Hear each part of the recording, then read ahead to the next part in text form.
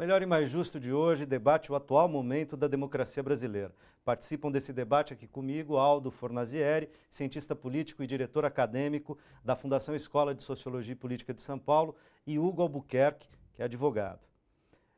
Quero retomar a conversa exatamente onde paramos numa avaliação do Aldo sobre as dificuldades, os erros e os problemas tanto do PT quanto do governo da presidenta Dilma. E eu quero ouvir o Hugo também a esse respeito, né? Quer dizer, quais são os caminhos para pensar em saídas da atual crise, dessa conjuntura, para a gente poder, enfim, talvez encaminhar reformas e soluções para a situação mais estrutural, né? Mas a gente vai ter que atravessar essa conjuntura para poder enfrentar as situações estruturais. Sim. Eu acredito que, primeiro, do ponto de vista econômico, o governo, eu acho que é menos um problema técnico e um problema que surgiu do fato de uma falta de análise do governo em relação à composição da luta entre as frações do capital e do capital com o trabalho. Qual foi a aposta do governo no primeiro mandato da presidenta Dilma? Tentar irrigar o crédito, aumentar salários, manter programas sociais, o que aumentaria a demanda do ponto de vista interno. Desonerações fiscais. As desonerações entram no outro aspecto, que era quando o governo, usando o BNDES, financiava as empresas, fazia desonerações fiscais também. Agora, da parte da demanda, o governo acertou. De fato, o consumo aumentou, as pessoas comuns passaram a ter mais dinheiro para consumir com aquilo que elas precisavam. Agora, do ponto de vista de construir, de redesignar uma cadeia produtiva capaz de oferecer uma oferta na quantidade e na qualidade que esta demanda exigia, ele não conseguiu. E por quê? Aí é um erro objetivo, ao meu ver, dessa política dos campeões nacionais.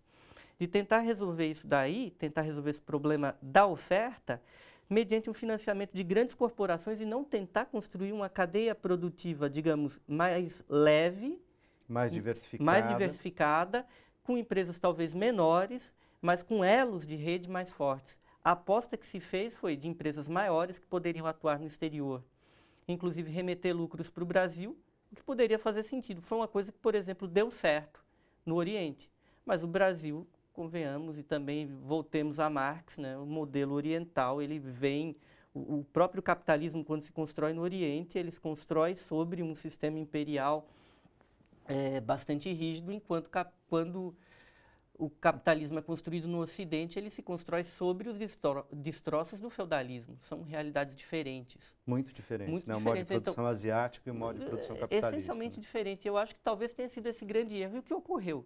Com esse grande capital, essas grandes corporações hiperfinanciadas, com desonerações, eles acabaram, por uma falta talvez de planejamento, não suprindo essa oferta. E como isso se resolveu? Porque uma das ancoragens da economia era com a supervalorização do real. O governo manteve o real supervalorizado, porque se ele irrigava tanto a demanda quanto a oferta, isso gera inflação, isso aumenta a quantidade de dinheiro na economia e a velocidade desse dinheiro.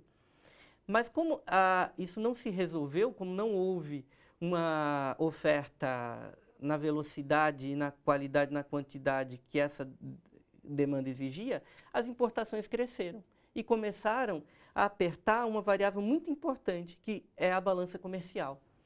E quando a balança comercial começa apresentou superávites muito altos no governo Lula e começa a ficar praticamente em zero ou apresentar até saldo negativo, aí nós temos um problema, porque se por um lado o governo ele usa de déficits fiscais para estimular a economia, ele começa a ter um déficit tanto nas contas públicas quanto na balança comercial, e aí o Brasil começa a ter uma hemorragia, que não é tão grande quanto se viu na Europa nos últimos anos, mas é relevante. Agora, o ajuste fiscal, ele é importante, mas ele, ao meu ver, ele foi tomado de uma maneira, ele foi feito de uma maneira muito atabalhoada nesse começo de mandato, ele foi feito numa velocidade muito grande, muito alta.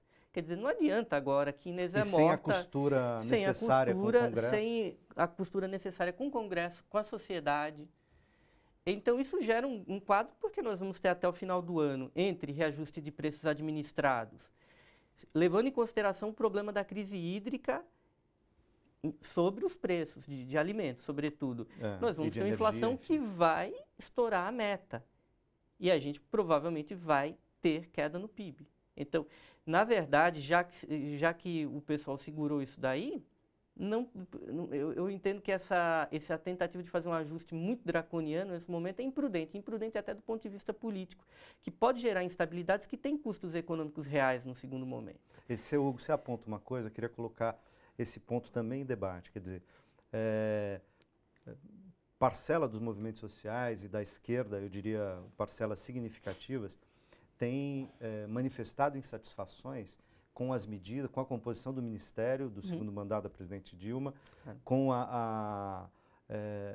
com as medidas que, de certa maneira, afetam direitos trabalhistas, ainda que tenham sido feitas até aqui com a justificativa de correções de rumo, salário-desemprego e coisas desse tipo.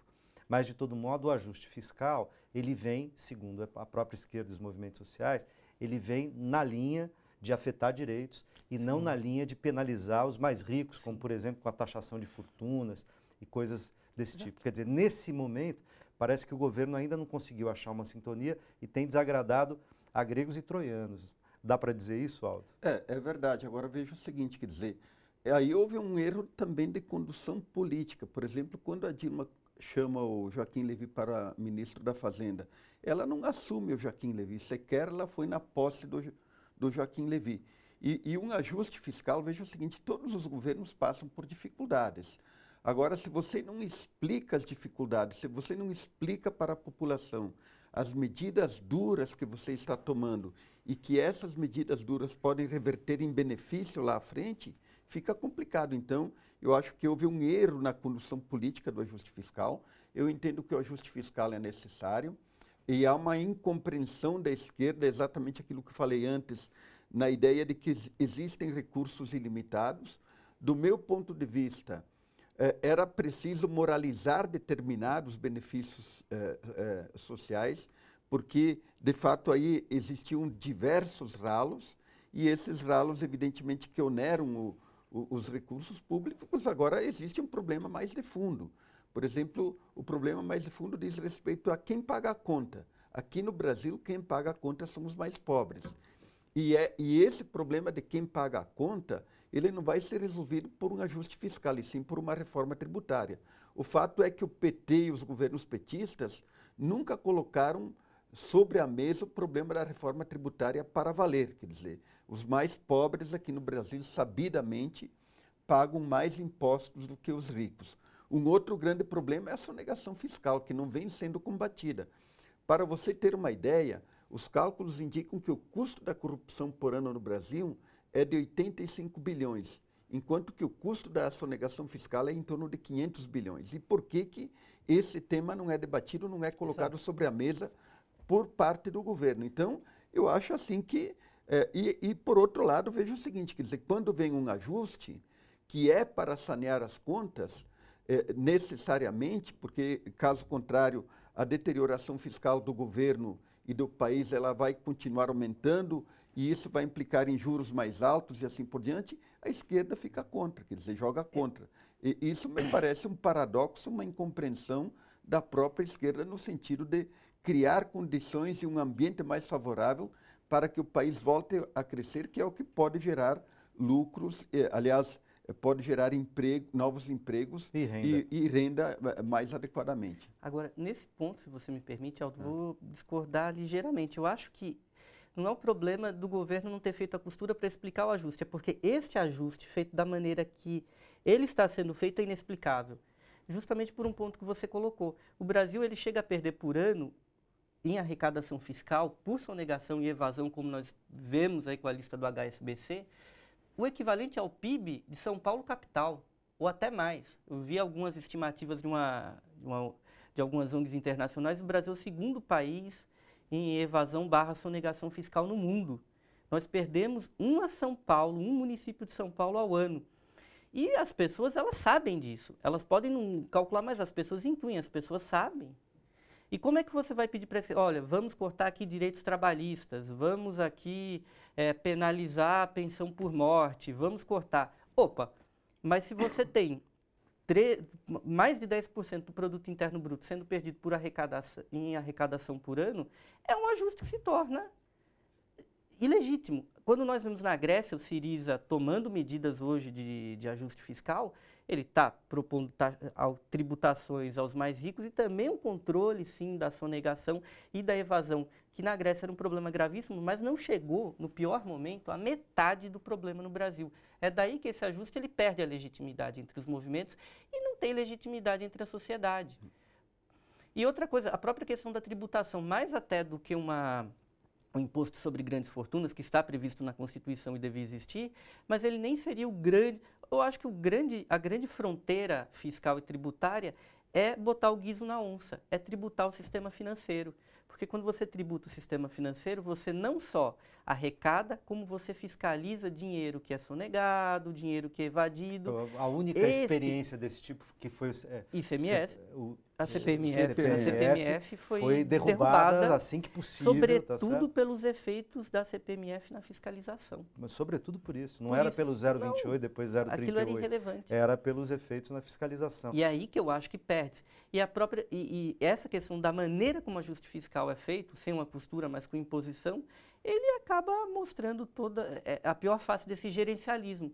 Com a questão da corrupção que o Aldo colocou agora há pouco, eu acho a corrupção é um problema inegável. Ninguém é a favor, ninguém pode ser a favor da corrupção. Agora, tem dois meios de combatê-la. Uma pelo viés, digamos, da moral, de uma crítica que eu não opto, e o outro viés, que eu julgo mais interessante para a democracia, é pelo aumento da democracia participativa. Porque só há corrupção onde há pouca gente decidindo, onde há pouca gente olhando, onde há pouca transparência. No momento em que você tiver mais gente decidindo, mais gente olhando como é decidido e o que é decidido, se torna praticamente impossível. Então, aí você está falando reforma política na veia. Claro. E eu queria falar disso com vocês, mas lembrar o seguinte, que nós estamos aqui fazendo uma análise, Aldo e Hugo fazendo uma análise, a meu ver, muito interessante sobre o cenário atual e com críticas agudas, inclusive, a medidas e a estratégias e a posições que o governo Dilma tomou no seu primeiro mandato e está tomando agora no começo do seu segundo mandato, mas vocês podem reparar que ninguém aqui está usando esse tipo de argumento para deslegitimar um governo legitimamente eleito. Quer dizer, eu queria botar isso em discussão agora com vocês. Esse tipo de crítica ou as situações de instabilidade, de crise política, tem sido usado por parte da oposição e por grupos, eu diria, mais conservadores, ou mesmo de extrema-direita no Brasil, né? Ou simplesmente que estão na onda, né? Se criou uma onda de recusa ou de negação que ganha como emblema o governo Dilma, o PT, a corrupção, coisas desse tipo, mas, de todo modo, se criou uma onda que, então, recusa a situação institucional brasileira, nega a democracia e pede o impeachment, pede o impedimento da presidenta Dilma, chega a pedir a volta da ditadura militar, da intervenção militar, etc. E eu queria colocar isso em discussão também, quer dizer, os argumentos que estamos usando aqui, até onde estou entendendo de vocês, eles não estão, embora sendo críticos ao governo, estão sendo críticos ao governo do ponto de vista de um governo que se entende, foi eleito e precisa, portanto, governar. Aldo, gostaria que você falasse também desta condição política e do uso político dessa situação de crise. Veja o seguinte, quer dizer, as manifestações têm colocado dois problemas. A primeira questão é a questão do golpe militar, do apelo ao golpe militar. Eu acho que nós temos que recusar veementemente esse tipo de saída. Eu, inclusive, entendo que a democracia brasileira ela está desaparelhada para enfrentar esse problema e ela deveria ter um tipo de alguma coisa assemelhada a uma lei de defesa do Estado democrático. E esse tipo de manifestação eu entendo que não é legítimo. Quer dizer, você atacar a democracia, atacar o Estado democrático e propor uma ditadura. A segunda questão é a questão do impeachment. O impeachment, de fato, ele está previsto na Constituição. Agora, para que o impeachment ele seja legitimamente proposto, deve haver um ato doloso do presidente da República no exercício do seu mandato. O que não é o caso. O que não é o caso. Então, a Dilma não tem nenhuma acusação contra ela. E, nesse sentido, eu entendo que o impeachment também se torna ilegítimo, porque veja o seguinte, não é o fato... E um oportunismo político de quem se opõe. Político, exatamente, quer dizer, não é o caso o fato do impeachment estar inscrito na Constituição e na lei, que ele se torna necessariamente legítimo. Quando você pune uma pessoa inocente por um mecanismo que está previsto no Código Penal, quer dizer, você está cometendo uma injustiça. É a mesma coisa em relação ao impeachment. Para que ele adquira uma legitimidade, deve haver um fato real, concreto, que comprovado que legitime a sua colocação como um mecanismo viável para que ele seja acionado, que não é o caso. Agora, por outro lado, veja o seguinte, quer dizer, é preciso pensar numa saída política. E, nesse sentido, me parece assim que o PT e o governo têm a responsabilidade maior para buscar essa saída política. E eu vejo uma série de equívocos na trajetória do PT e do governo. Por quê? Por exemplo, houve um ataque, uma recusa sistemática do PT e dos seus governos no sentido de olhar de forma mais dialogada para a própria oposição. Por exemplo, no mandato do presidente Lula era a herança maldita. Quer dizer, a herança maldita se esgotou. Outro momento era o problema do neoliberalismo. Falar hoje para os jovens sobre o que é o neoliberalismo, ninguém entende mais essa linguagem. Então, o PT e o governo esgotaram o seu discurso. E não é adequado para nenhum governo em nenhum país fazer o discurso do nós contra eles. E até outro dia, por exemplo, a Dilma falava em 2 projetos, o nosso projeto venceu.